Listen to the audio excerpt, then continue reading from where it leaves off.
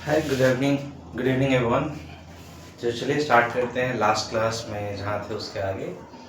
Last class में मैं आपको ट्रिग्नोमेट्रिक रेशियो का कुछ बता रहा था, जिसमें पहले से अगर किसी ट्रिग्नोमेट्रिक रेशियो का वैल्यू दिया गया है उससे बाकी 5 का कैसे निकाल सकते हैं।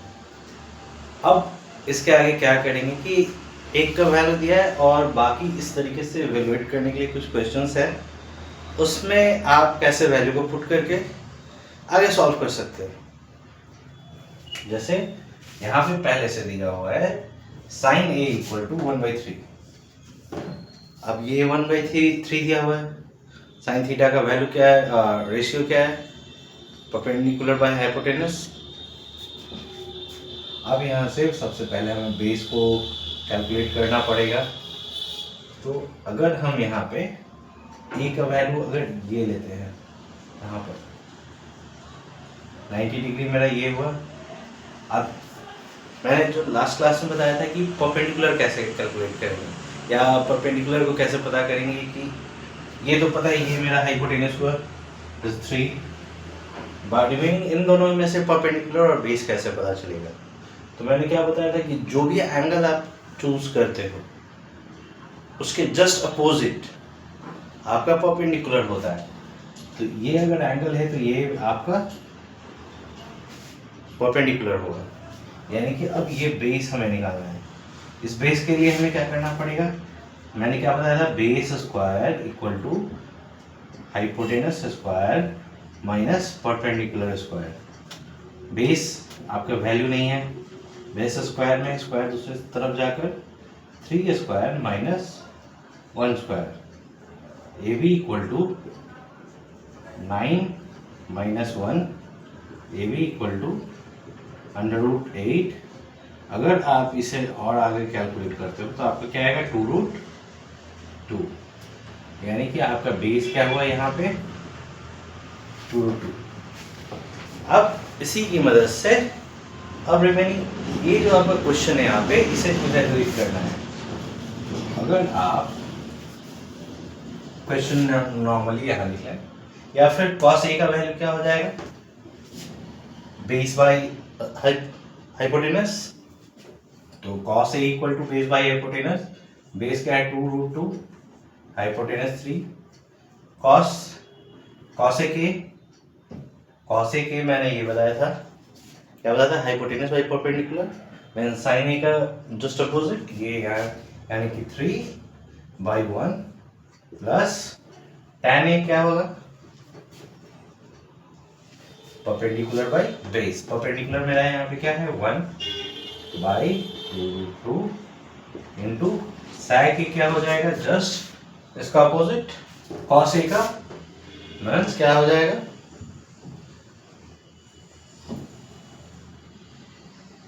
Hypotenuse by base.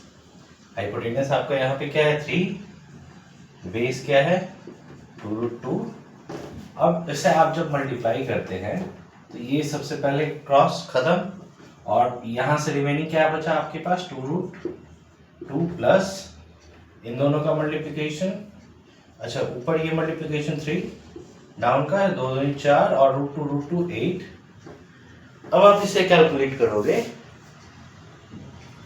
तो कैलकुलेट करने पर आपका कितना सॉल्व होगा, जैसे डिनोमिनेटर 8 16√2 प्लस 3, ये आपका आंसर हो जाएगा आपका। यानी कि अगर साइन ए अगर यहाँ दिया हुआ है, इसकी मदद से आप पहले तो आप बेस निकालो, बेस निकालने के बाद सारे जगह पे वैल्यू को पुट करो 1 बाय 1, और जैसे ही यहाँ से पुट हो जाए तो एक एक करके इसे कैलकुलेट कर दे।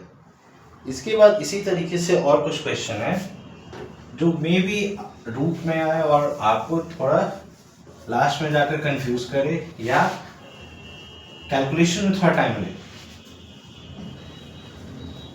क्योंकि कभी भी 10th के बोर्ड के एग्जाम में कभी भी आपको आसान क्वेश्चन तो देने वाले है नहीं, कभी भी देगा आपको फंसाने का कोशिश करेगा। जैसे if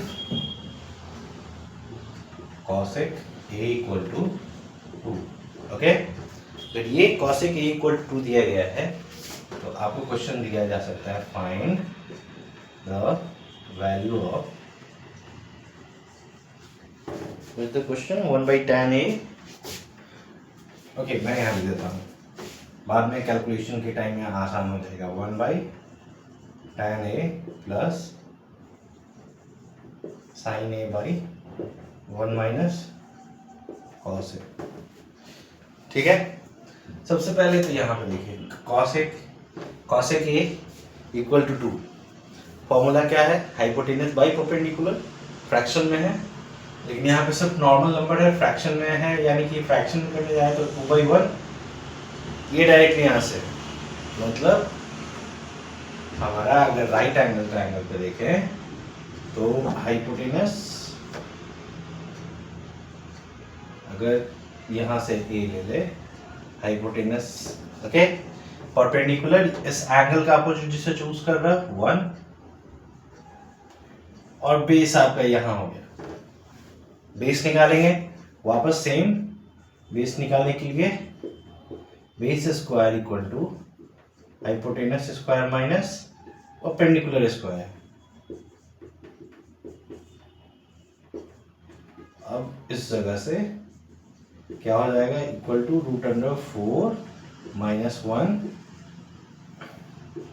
B A equal to √3। Last question में √8 था, वहां से कैलकुलेट हो गया, 2 बाहर आ गया था। यहाँ पे कैलकुलेट तो हो नहीं पाएगा क्योंकि √3 है। तो अब इसके आगे अगर सॉल्व करें, अब ये पता तो चल गया यहाँ पे √3 बेस। अब एक एक करके वैल्यू को पुट करेंगे।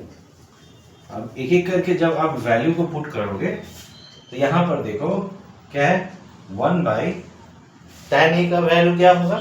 tan a का क्या होता है? Perpendicular by base. परपेंडिकुलर यहाँ पे कौन है? 1 और बेस √3, 1/√3 प्लस साइन क्या होगा? cos a का उल्टा, अगर यहाँ 2 है तो ये क्या हो जाएगा? 1/2 बाई 1 माइनस cos a।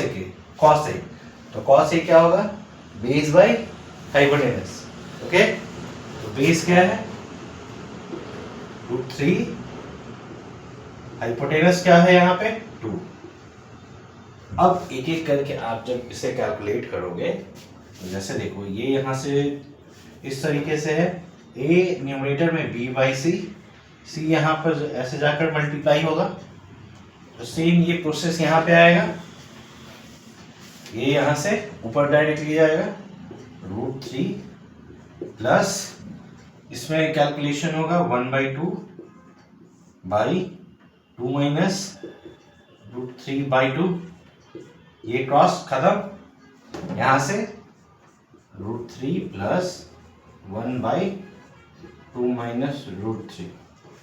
अब यहाँ पे आपने रेशनलाइजेशन पढ़ा होगा, डिनोमिनेटर में अगर यहाँ पर रूट क्वेश्चन में है, अगर सॉल्यूशन में है, रेशनलाइजेशन करते हैं, ये किस तरीके से जाएगा? √3 plus 1/2 minus √3 into 2 plus √3 by 2 plus √3। अब ये यहाँ से अगर देखते हैं, ये दोनों यहाँ मल्टीप्लाई होगा तो 2 plus √3 by a minus B और a plus B, a square minus B square के फॉर्म में जाएगा।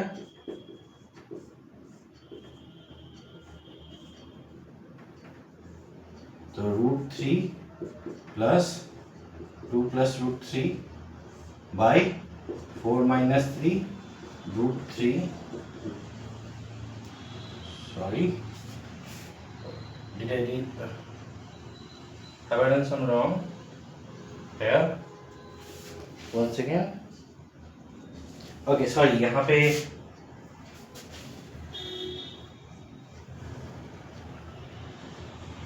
ओके मैंने यहाँ क्वेश्चन गलत लिखा था, इस जगह पे ये सारे प्लस है, ये यहाँ इधर माइनस आएगा। क्वेश्चन में मैंने कुछ गलती किया था।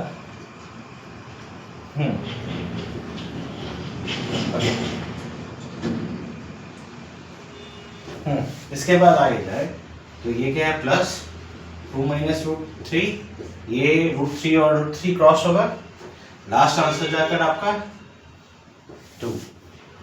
तो अगर इस तरीके का भी अगर क्वेश्चन आपको दिया जाए, नॉर्मली इस तरीके से किसी एक रेशियो का वैल्यू आपको दिया जाएगा और इवेलुएट करने के लिए या वैल्यू फाइंड करने के लिए मे बी कहीं कहीं क्वेश्चन ऐसे हो जाते हैं जहाँ पे आपको प्रूफ करने के लिए दे दिया जाए, तो उस जगह पे टेंशन नहीं लेना है कि प्रूफ कैसे करें आप या सेम एग्जैक्ट वैल्यू मेरा कैसे है। बस आपको वहाँ पे क्वेश्चंस पे ध्यान देना है कि क्या क्वेश्चन वहाँ पे लिखा हुआ प्लस माइनस। जैसे अभी बाय मिस्टेक मुझसे यहाँ पे हुई कि यहाँ पे प्लस कॉस ए था पर बाय मिस्टेक यहाँ पे माइनस कॉस ए हो गई। तो ये सारी छोटी छोटी मिस्टेक जो कभी कभी हो जाती है उस पर ध्यान देना। अगर आप ध्यान देते हो तो ये आपका बहुत आसानी से ये क्वेश्चन आपका बन जाएगा। जैसे मैंने यहाँ पे इवेलुएट करने के लिए या वैल्यू फाइंड करने के लिए अभी 2 क्वेश्चंस बनाए, उसी तरीके से शो करने के लिए या प्रूफ करने के लिए अगर आप जाओगे तो वो भी बहुत आसानी से आपका क्वेश्चन सॉल्व होने वाला है। तो अगर आप थोड़े मैथ टफ लगता हो या बहुत आसान लगता हो, नथिंग टू वरी, ये आपका बहुत आसानी से होने वाला है। अगर आप यहाँ पे देखो क्वेश्चन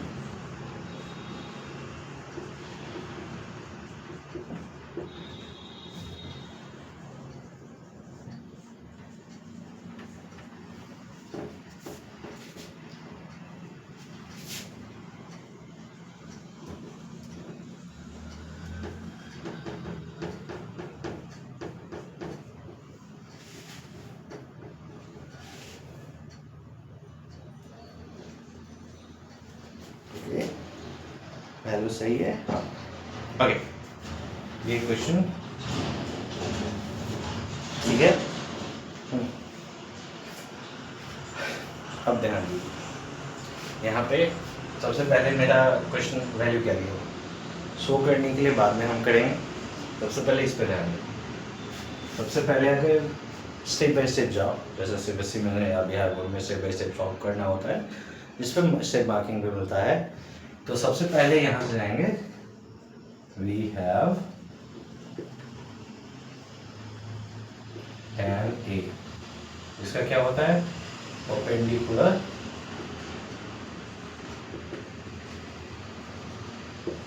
बाई बेस। ओके, यहाँ पे मेरा ये वैल्यू क्या है √2 - 1। बेस यहाँ पे एज अ फ्रैक्शन कुछ नहीं है तो हम डिनोट कर सकते हैं बाई 1। ओके, तो अब यहाँ से सबसे पहले पता है कि परपेंडिकुलर है मेरे पास, बेस है, हाइपोटेनस और निकालना है मुझे।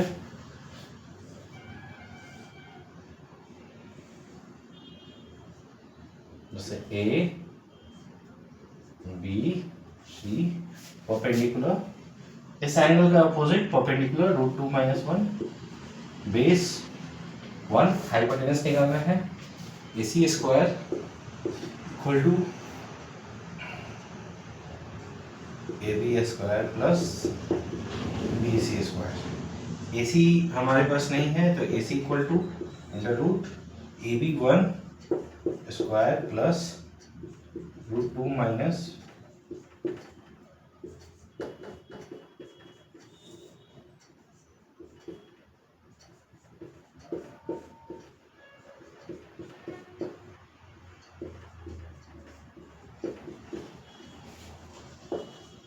अब इससे अगर टोटल वैल्यू को कैलकुलेट करो 1 + 2 + 1 - 2√2।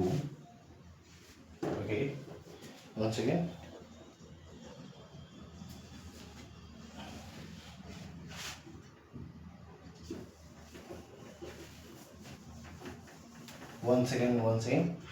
अगर सिंपल अगर सीधे ऐसे जाए तो यहाँ से क्या है मेरा 1 स्क्वायर प्लस √2 - 1 का whole square, AC square equal to A square plus B square, या फिर इसे छोड़कर इसे नॉर्मली कर सकते हैं 1 स्क्वायर क्या कंप्लीट ये हो जाएगा। इस पे आएंगे तो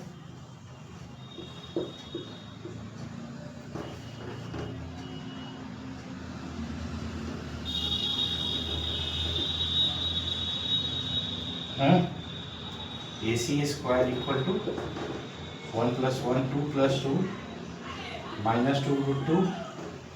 अब इसे ही आगे अगर आप सॉल्व करते हो तो you can find the answer AC square equal to 4 - 2√2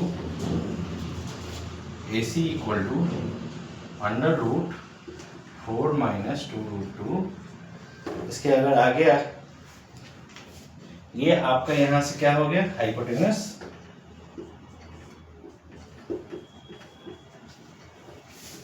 जैसे ये आपका कुछ यहां से क्या फाइंड हुआ, हाइपोटेनस।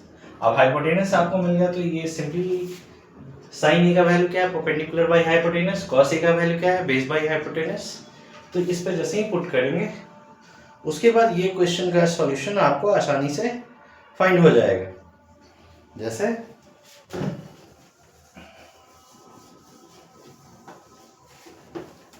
जो प्रूफ करने के लिए अभी यहाँ पे मेरे ये इस चीज में आंसर क्या था,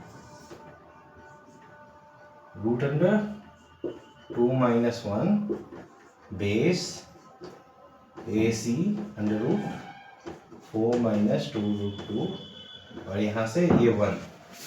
अब साइन ए में अगर आप जाओ, क्वेश्चन प्रूफ क्या करना है, sine A cos A equal to √2/4।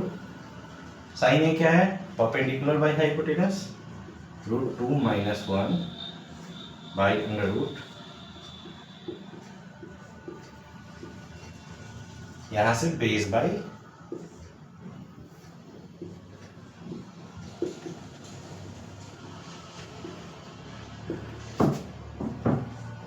√2/4। अब हम यहाँ पे इसे मल्टीप्लाई करेंगे।